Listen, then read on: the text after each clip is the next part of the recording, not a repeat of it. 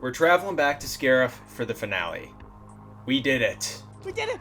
Yeah, mission accomplished. This was by far the most challenging LEGO project to date for me. The amount of time and effort it took to not only build these MOCs, but record the process, photograph the builds, edit the pictures, write the scripts, record the scripts, edit the videos, post on social media. It was a lot, and I really appreciate all of the kind words and everyone who has tuned in so far to the series. It means a lot. Moving on to the final MOC, I am basing it around a scene that takes place outside one of the bunkers we see all around the main base on Scarif. It's a pretty memorable iconography from the planet, so I think it will make for a good final build in the series and really bring everything together. My main goal for the MOC is to just get the shaping right on the bunker. It's low-key a really complicated design. There are a lot of different angles and rounded slopes that make it up, so I really want to get that as close as possible to the original source material. Here's a sketch of the MOC. The main colors I will be using are tan, dark tan, light bluish gray, black, green, light green, dark green, and brown. Alright, enough talking, let's get to building. I had the main foundation and black border already built from a previous video, so I pulled it out and began adding more filler brick to build up the internal structure and secure the bottom.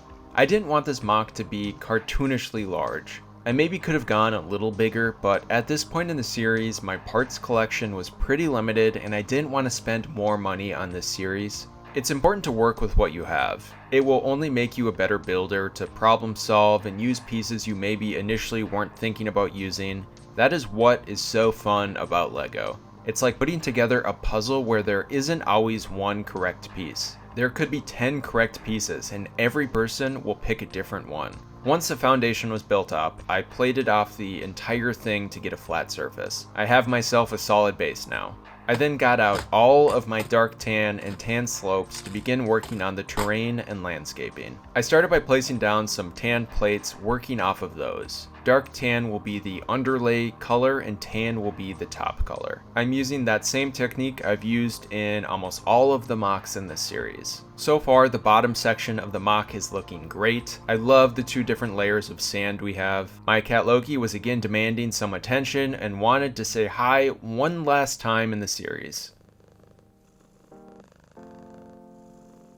I built all of these little stacked bricks to place into the MOC to build up the rest of the sandy ground. I placed them in a way where I left a spot open for the dark bluish gray platform outside of the bunker. We're still early in the build process, but I'm already starting to picture what the MOC will look like. I'm liking the composition so far and will keep this foundation. Next, I needed to work on the platform. I'm using the snot technique, so I'm building out long sections and placing them on their side. They fit flush with the surrounding bricks, and I can even place some wedge tiles to lock it all in and represent sand that has maybe come onto the platform. Let's finish adding the platform now. I started by adding some 1x2 bricks to fill the area the platform will be. They are at the correct height, so when I add the bricks, it will be completely flush.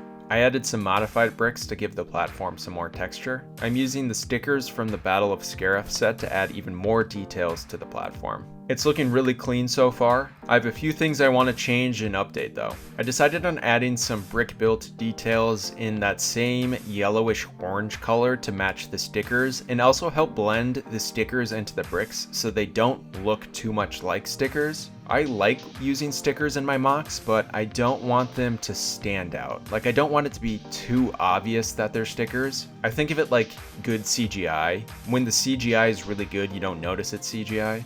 I also began placing down some tan wedge plates to lock the platform in more and blend it into the ground more.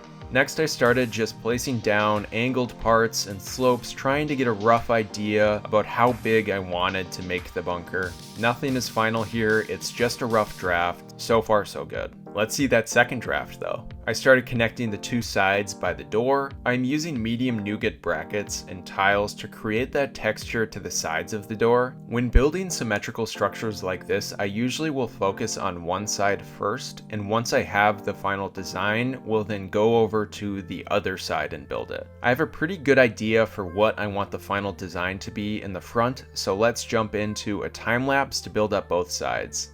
I'm so happy with how it's looking so far. All of the different angles coming together is so satisfying to look at. These shield pieces came in handy for the top side angles. Next, I gotta finish working on the larger back sides of the bunker. I plan on using a lot of these tall, large slopes for the main structure. I also added some different greebles and stickers to the side since it will be the side seen in the pictures. I needed to do a quick workspace reset halfway through so we could properly finish this MOC. Let's build up the sides of the bunker. I again used those large slope pieces for the sides and then smaller ones as you get farther up the bunker, and then rounded slopes near the top to get more of a rounded shape. On the front side, I added some bar pieces and cheese slopes to represent some vents sticking out. I then tiled off the top but left some studs open to attach some antennas and dish pieces. Lastly, I added a sci-fi looking cylinder with a wire sticking out and attached the wire to the greebled part sticking out on the right side for more detail. It looks so accurate to the movie. Like most things in this series, it's obviously scaled down a bit, but I think it works so well actually. I love all the different details and greebles. These Scarif bunkers are simple looking at first, but the more you look at it, they're actually really complicated and feature a lot of complicated angles and tricky angles to build with LEGO. The pop of medium nougat also looks really great, and the warmer tones match the yellowish orange detailing on the platform. The last objectives in this MOC is to figure out what to put in the interior and finish the outside of the bunker, like adding more sand detailing and plants. Let's first tackle the sand details and the plants and shrubbery. Here are some of the different plant pieces I plan on using. For the sand, I am using a lot of rounded tiles and wedge plates to get a natural and organic look and feel. The green plants really brought this MOC to life. I decided on adding most of the plants to the back side of the MOC to fill in all of that empty space, and kept it lighter in the front so you can see all of the action and fighting on the platform. I did add a fewer plants to the far right side though. These darker green leaves from that recent bamboo set look so awesome, acting almost as a backdrop. I placed down some of the trunks of some palm trees. I need to finish using that same technique as the last Scarif MOC. The last main object I added were these light bluish gray antennas. I thought it was a cool design that helps break up some of the nature with Imperial technology. Time to add the palm trees. I don't think I have ever successfully added palm trees to a MOC without breaking them at least once. That's on me though, I was pressing way too hard. Now that all the shrubbery is in place, let's add some crates and other Imperial objects to fill in the platform and give the rebels something to take cover behind. I kept the crate designs fairly simple. I don't want them to distract from the bunker, so no flashy colors. Alright, let's finish this interior. I initially wanted to do it more serious, and then decided I wanted to just add some fun little details and Easter eggs in here. It wasn't big enough to do a fully detailed space. For the Easter eggs, I just added some fun Star Wars prints, minifigures, Death Star plans, an old lightsaber, a mouse droid, and an ode to my cat. On the bottom section, I had fun building some mini kits and studs from the LEGO Star Wars video games. Moving on to the minifigures. All of the Rebel Troopers are made from official LEGO parts. I again really wanted to customize them to look rugged, dusty, gritty. They have a nice mix of helmets, vests, gear, weapons. I'm again using Melshi from Orbital minifigures. For the Imperial side, I just am using official LEGO figures like Stormtroopers, Death Troopers, and the ground crew. I don't have any shore troopers. I really didn't feel like spending $30 to $40 for one minifigure that probably has a bunch of cracks in it. It's not worth it, and I don't really think it would have added anything to the MOC. Maybe it would have looked a little more accurate, but like at the end of the day, it doesn't matter. Now that the minifigures are placed, here it is, the finished Scarif MOC and the final MOC in this Rogue One build series. I am really happy with this one.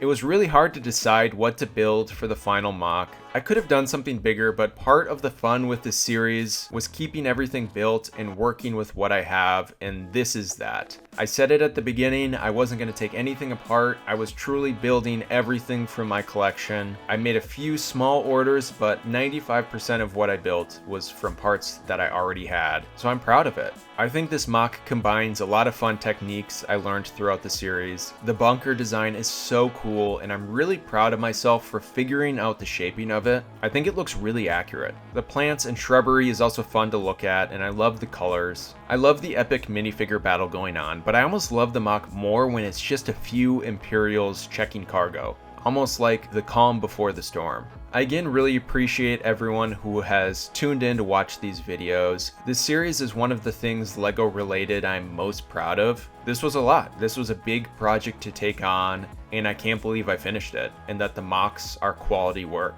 Stay tuned for more LEGO content. I promise the next videos won't take 6 months for me to work on. Stay creative, everybody, and I'll see you soon.